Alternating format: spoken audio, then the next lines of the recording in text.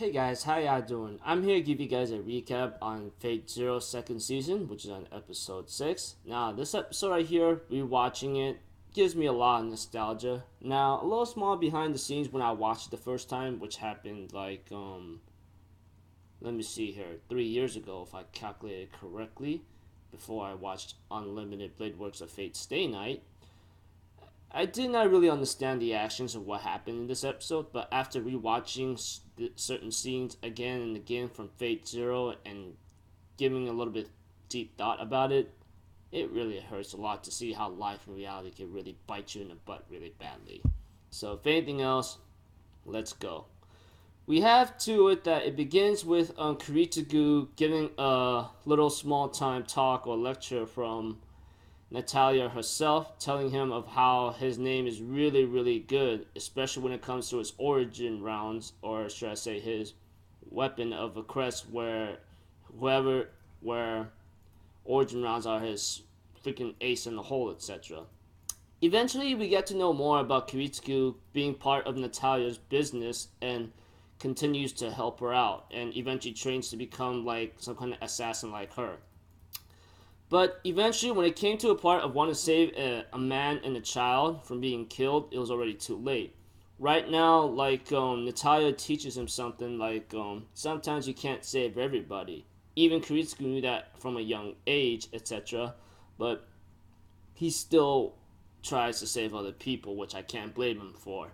After seeing a disaster of what his father did, he thought killing him will be the end of it. But Natalia tells him, no matter what, that's not going to stop much. That's not going to stop tragedy happening all over the place. You think killing one person is gonna make a difference? Not so much.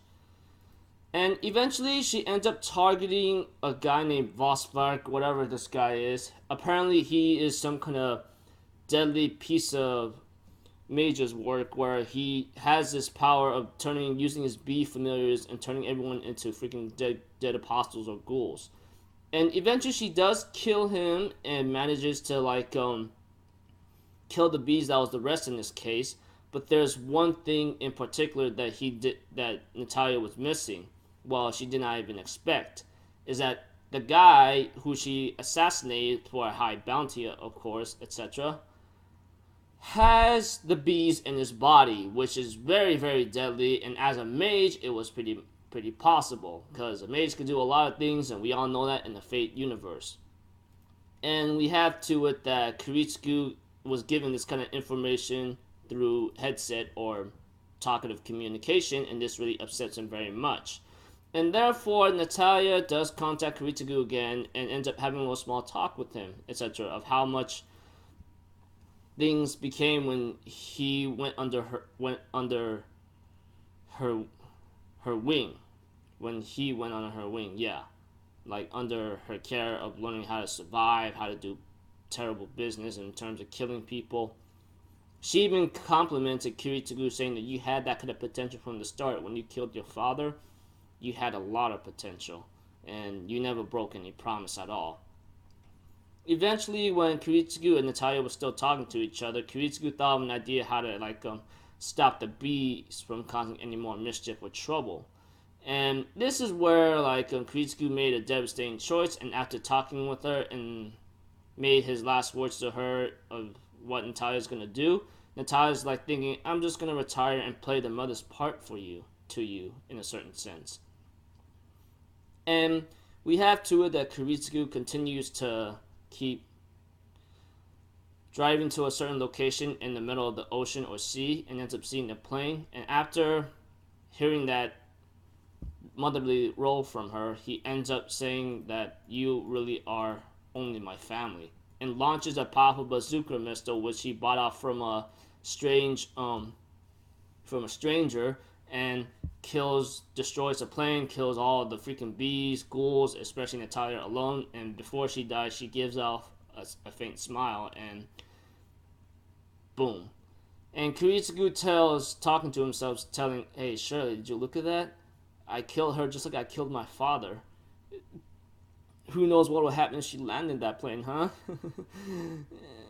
So, Shirley, I and then he cries out in total anguish as he lost another important member of his life, which is Natalia, and he ends up telling himself to shut up, you idiot, or you B word whatsoever, and then ends up crying in more anguish, realizing that there's a lot of people that you want to save, but you can't save everyone, and therefore he stands up tall. And Shirley asked him this question, and it's always been a question that's been asked in the Fate Zero series of the 2nd season, like, what do you want to be, Kerry?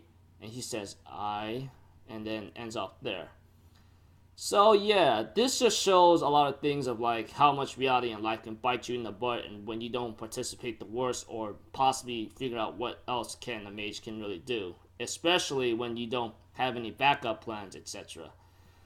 Just shows a lot or teaches you a lot. Well, in my own eyes perspective, like, you gotta know what to expect and what you're gonna have to do after that. I mean, like, expect the worst and prepare for the worst. Even means jumping out of the damn plane, but Natalia didn't have that, which hurts a lot, and she died. Who knows what would have happened if she survived, etc. But it is what it is. So yeah, sucks, but Kiritsugu did what he possibly had to do, but guess there's nothing to it if he had to think that way. But it is what it is. So until then, I'll see you guys in my next video. So I'm out for Zero, people. Have a good day. I'll see you guys in my next video tomorrow or so, alright? Peace out. Bye-bye. Toodaloo!